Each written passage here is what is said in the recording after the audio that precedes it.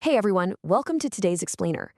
For literally thousands of years, agriculture has basically relied on generational intuition and, well, the completely unpredictable luck of the weather. But today, we are looking at a truly monumental shift in Earth's absolute oldest industry. We're talking about the massive transition to data-driven precision farming. Okay, let's just dive right into our roadmap for today. First up, the farming crisis. Second, defining smart agriculture. Third, the smart farming toolkit. Fourth, real-world applications. Fifth, smart irrigation and greenhouses. And finally, number 6, barriers to the future. So, Section 1, the farming crisis, a global challenge. To really grasp why this transformation is absolutely vital right now, we've got to look at the immense pressure our global food systems are under. Traditional agriculture is currently staring down 3 massive, totally interconnected threats. First up, climate change. It's making weather patterns way more unpredictable than ever, and that directly hits crop viability. Second, we're looking at resource scarcity, especially when it comes to fresh, clean water and arable land. It's becoming a huge bottleneck. And third, labor shortages. We're literally seeing fields left unharvested and farms severely understaffed. These aren't just some abstract future problems, right? These are harsh realities crushing crop yields today. So that really brings us to the ultimate question for humanity, doesn't it? How do we feed the future? With a population that just keeps growing and resources that keep shrinking, how on earth do we do more with less? Well, the answer actually lies in a technological hero you probably already have sitting around your house, the Internet of Things, or IoT. Moving on to Section 2, defining smart agriculture, the modern approach. So the crucial point is that the formula here is pretty straightforward. Smart agriculture essentially equals traditional farming plus IoT, data, and automation. Out in the actual fields, this means deploying a whole array of networked edge devices.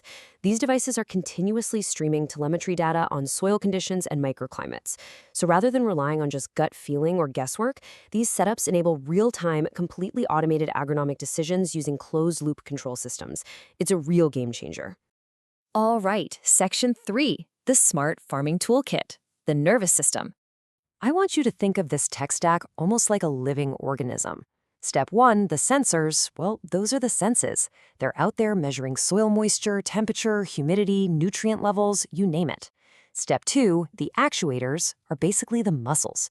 These are the physical control systems that actually take action, like turning on the irrigation or adjusting the climate in a greenhouse. But pulling all of this together is Step 3, connectivity. This is the nervous system of the farm. And for the engineers out there, you know this is where you really have to balance bandwidth against power consumption. For high-throughput, low-latency tasks like beaming down drone video feeds, you've got Wi-Fi and 5G.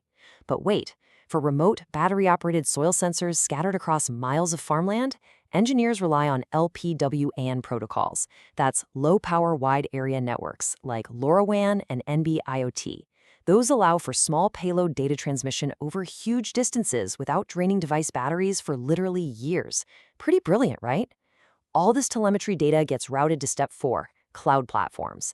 That's the memory bank where everything gets stored. And finally, Step 5 is the brain, analytics and AI.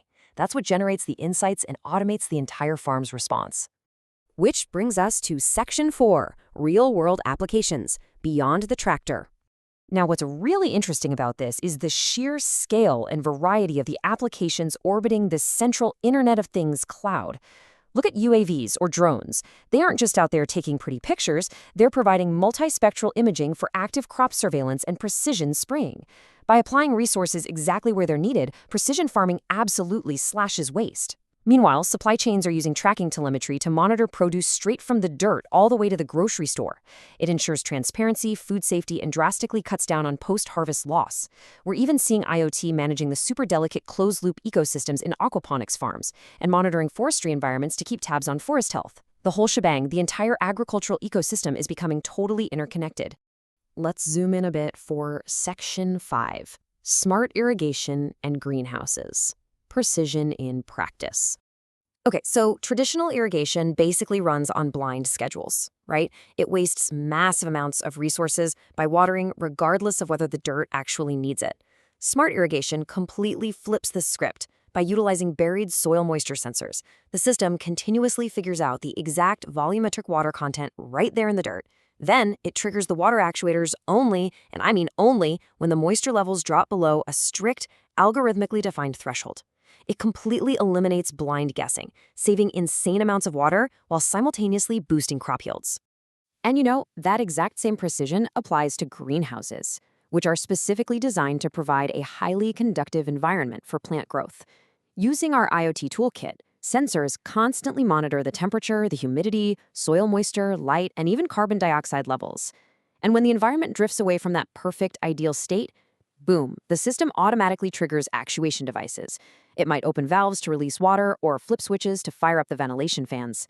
The climate remains perfectly, totally automatically controlled. And this brilliantly illustrates the true power of cloud data integration for the whole operation. Step 1, edge sensors gather up all that raw operational data. Step 2, this data is ingested directly into centralized cloud data lakes via APIs.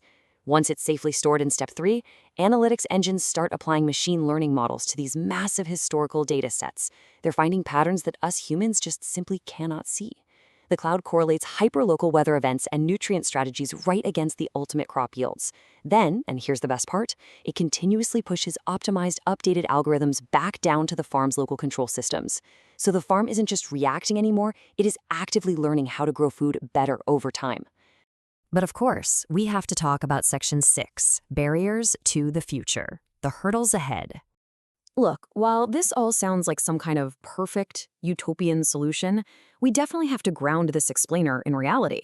There are still significant limitations preventing universal, overnight adoption of all these systems.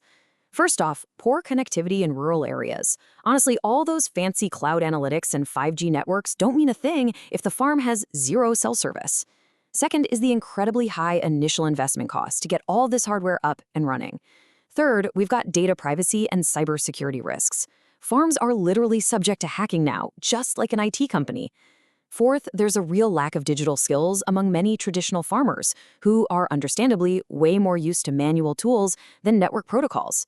And finally, just the sheer difficulty of integrating these highly technical systems with deeply ingrained traditional farming practices.